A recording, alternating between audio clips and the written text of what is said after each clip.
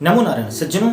जीवन में हमने कई बार देखा कई लोगों को और कई व्यक्ति विशेषों को कि अनायास बात करने लगना, अनायास कुछ भी बोलने लगना, अनायास कहीं कुछ भी किसी प्रकार से अपने वक्तव्य प्रसारित करते रहना। जीवन में शब्द रूपी ब्रह्म होता है, कब किसके मुखार वचनों से कौन सा विषय निकल जाए। इसलिए जीवन में कहाँ हमको चुप रहना है। कुछ एक ऐसी जगह होती है जीवन में जहाँ हम चुप रहें ना तो हमारा बड़ा भला होता है। और मैं तो ये कहूँगा कि विवाद के बहुत सारे स्थानों में जड़ तो बोलना होता है ना, विवाद की जड़ बोलना होता है। इस विषय पर चर्चा है। चैनल पर नए हों चैनल को सब्सक्राइब कर लें और इस वीडियो को अधिक से अधिक शेयर करें। सज्जनों, बिना किसी के प्रश्न किए पहली बात तो हमको समाधान हेतु बोलना नहीं चाहिए। जीवन में आप बोलेंगे तो आप जो वहाँ बुद्धिमान एक प्रबुद्ध वर्ग बैठा है, आप उसके दिमाग में आ जाएंगे कि इसके अंदर की परिस्थिति क्या है। कहीं कोई दो व्यक्तियों का विषय चलता है और एकदम से हम अचानक आकर के बोल दें तो ये हमारा मत नहीं हुआ। हमने उसको ये बता दिया कि हमारे अंदर ये विषय है, उसने तो पूछा नहीं ना।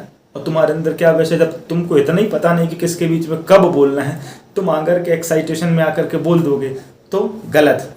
जीवन में शब्द सोच समझ के हमको निकालना चाहिए, ठीक है ना। कुछ एक विषय है मैं नोट किया हूँ उसमें, तो जिस विषय की जीवन में जानकारी ना हो वहाँ उस विषय के स्पेशलिस्ट बन के हम बैठ जाएं कि हाँ I am specialist for this matter so I can talk to. गलत, ये टोटल गलत है। जिस विषय की परफेक्ट जानकारी ना हो उस विषय की कहीं यदि डिस्कशन होती हो, चर्चा होती हो, आप जा कर के बैठ जाएं और आप आगे आगे रह करके बोलें, कोई भी अर्थ नहीं निकलता, पहला। दूसरा, अपने द्वारा बोले हुए शब्दों से किसी को ठेस ना पहुँचे। हम जीवन में प्रयास ये करें कि अपने द्वारा बोले हुए शब्दों से किसी को ठेस ना पहुँचे, इसलिए वहाँ ऐसे शब्दों का उपयोग ना करें, कम बोलें। तीसरा, कोई क्रोधी व्यक्ति आपके सामने है, अब वो क्रोध में अनायास वक्तव्य दे रहा है, हम भी देंगे अनायास वक्तव्य, तो संभावना अधिक हो जाती है विवाद की। जब तक सदैव प्रयास ये करें कि वहाँ भी शांत रहें, ऑटोमेटिक अगला व्यक्ति जो है धीरे से शांत हो जाएगा 2-4 मिनट में, ठीक है ना। तीसरा, यहाँ हमको शांत रहना चाहिए। चौथा, किसी मुद्दे से आपका संबंध ना हो तो वहाँ मत बोलो।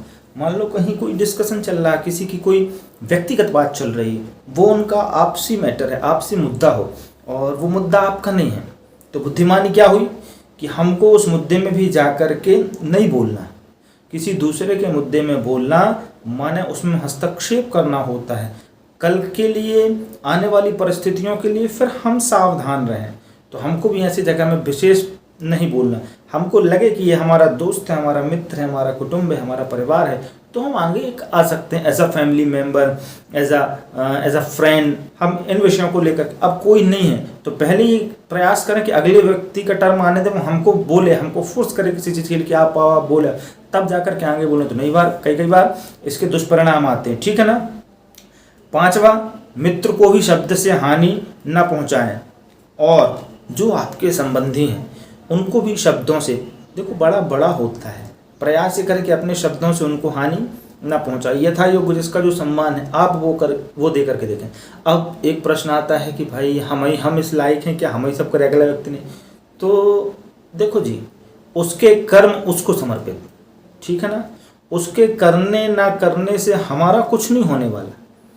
हम जो करेंगे सो हम पाएंगे, और ये सब करके ना हम पाएंगे कि हमको वास्तव में एक ऐसा अनुभव मिला, अद्भुत शांति। मैं सदैव बोलता हूँ, जीवन में शांति पकड़ो भैया, और अलौकिक शांति पकड़ो, अद्भुत शांति, और वो फॉर्मूला लाओ जिससे शांति मिलती है। एक बार शांति मिल जाएगी, फिर दोबारा चली गई तो आएगी नहीं।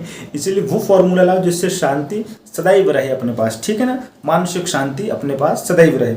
छठवा, जब कोई किसी की बुराई करता हो तो उस स्थान में चुप रहो। अपना मत आप किसी भी रूप से ना दें, अपना मत आप किसी भी रूप से ना दें। ये मैंने नोट कर लिए थे, वही मैंने पढ़ के सुनाए। तो अपना मत आप किसी को भी ना दें। कहीं किसी की कोई निंदा चल रही हो, चुगली चल रही हो, बुराई, सुन सकते हैं सिर्फ साइलेंट होकर के। सुनना चूँकि व्यवहारिक है, आप बैठे रहें, कहीं कुछ ऐसी परिस्थिति चल रही, एकदम से उठ करके भाग भी नहीं सकते, तो सुन सकते, पर अपना मत किसी की भी प्रति आप मत दें। उससे आप तो एक नज़रों में आ जाएंगे, दूसरा उससे विद्वेषण हो जाएगा। तो इन चीज़ों से सतर्क रहें, सावधान रहें। अंग्रेजी में एक बहुत बढ़िया कहावत हमको मिली कि थिंक बिफोर योर स्पीच। जीवन में बोलने के पहले सदैव सोचो, ठीक है ना। इतनी सी बात रहती है, जीवन में बोलने के पहले सदैव सोचना चाहिए। थिंक बिफोर योर स्पीच, कि हम क्या बोल रहे हैं उसके पहले सोचें, इसके दुष्परिणाम हों। आपसी कलह की जड़ भी बात विवाद होती है, शब्द ही लड़ाई का कारण बन जाते हैं कई बार, है ना।